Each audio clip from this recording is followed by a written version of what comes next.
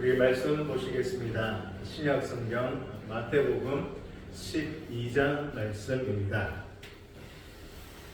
신약 성경 20면 경에 있습니다.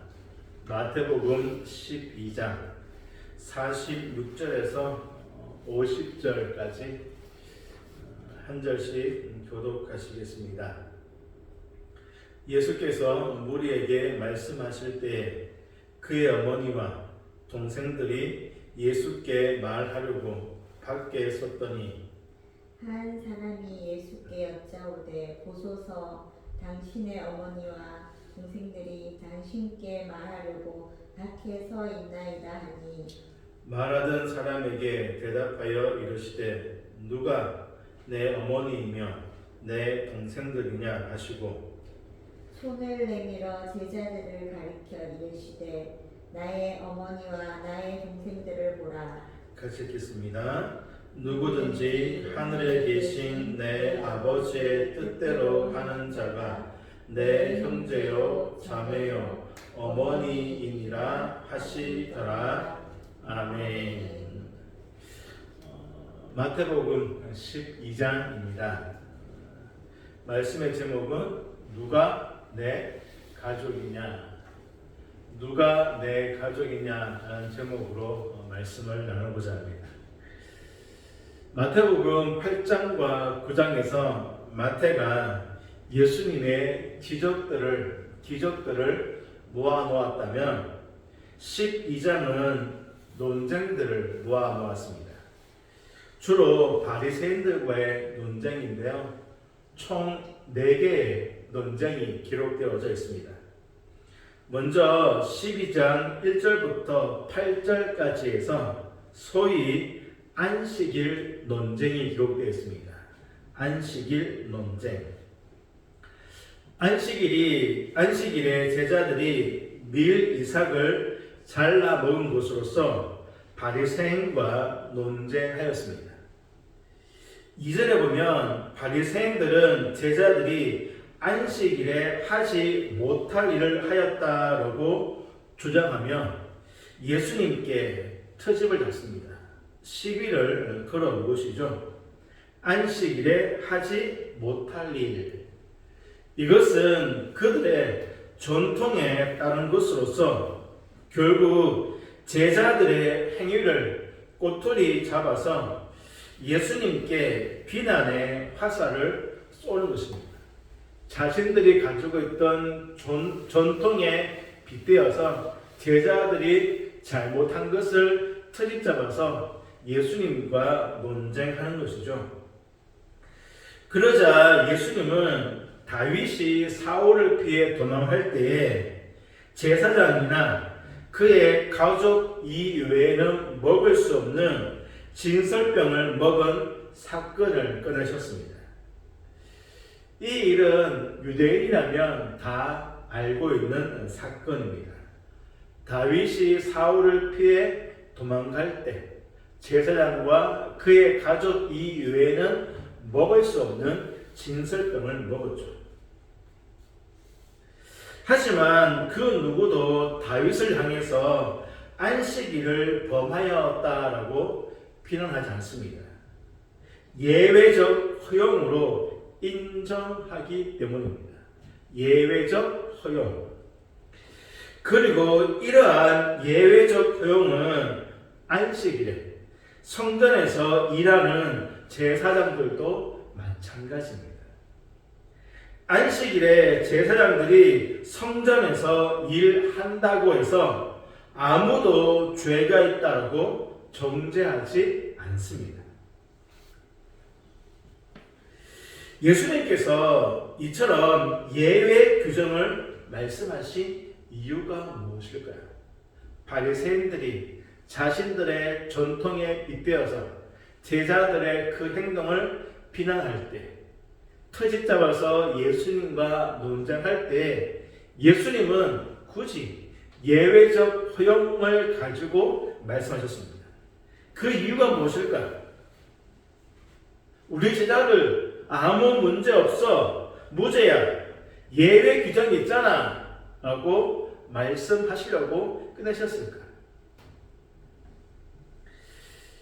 예수님께서 이처럼 예외 규정을 말씀하신 이유는 안식일의 참된 목적이 무엇인지를 말씀하시기 위해서입니다.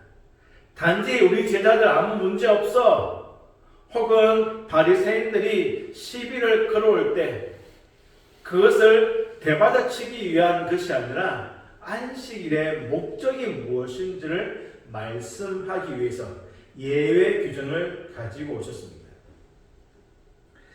이 당시 안식일은 안식을 주기보다는 무거운 짐을 지게 했습니다. 하나님의 긍휼과 자비는 사라지고 종교 지도자의 폭력, 정죄와 강요의 현장이 되었습니다. 하나님께서 안식일을 주신 목적은 짐이 아니라 안식의 목적이 있죠. 그런데 점차 하나님과의 관계는 뒷전이고 제사 자체에만 무게를 두면서 점점 안식을 상실해 갔습니다. 하나님께서 7일간 6일간 천창조하시고 7일째 쉬셨죠. 안식하셨습니다.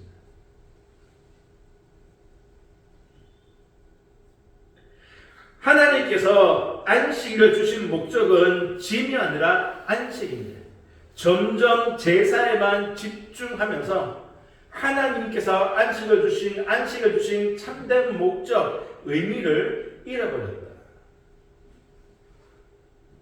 마태복음 12장 7절, 나는 자비를 원하고 제사를 원하지 아니하노라 하신 뜻을 너희가 알았더라면 무죄한 자를 정죄하지 아니하였으리라.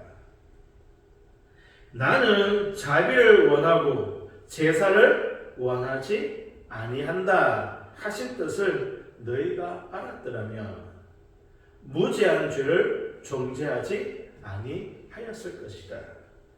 이 말씀은 호세아 말씀을 인용한 것인데요.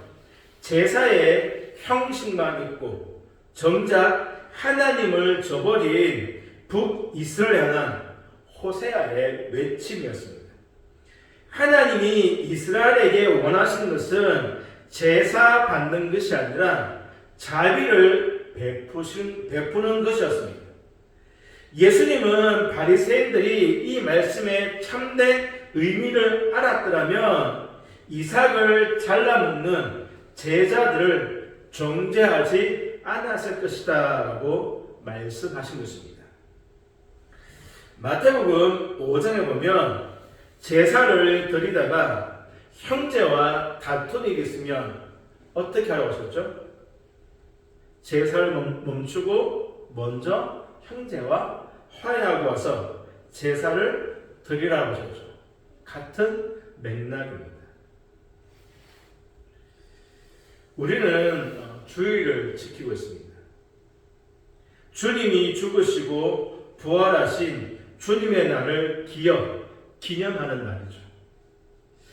그러니 주님께서 십자가에서 죽으신 이유와 다시 사신 목적을 우리는 결코 잊지 말아야 합니다. 예수님께서 왜 십자가를 지셨는지, 왜 다시 사셨는지. 두 번째 논장은 안식일 치유 논장인데요. 9절부터 21절까지 말씀합니다. 안식일에 한쪽 손 마른 사람을 고치신 것을 보시고 사람들이 예수님을 고발하려고 논쟁하였습니다.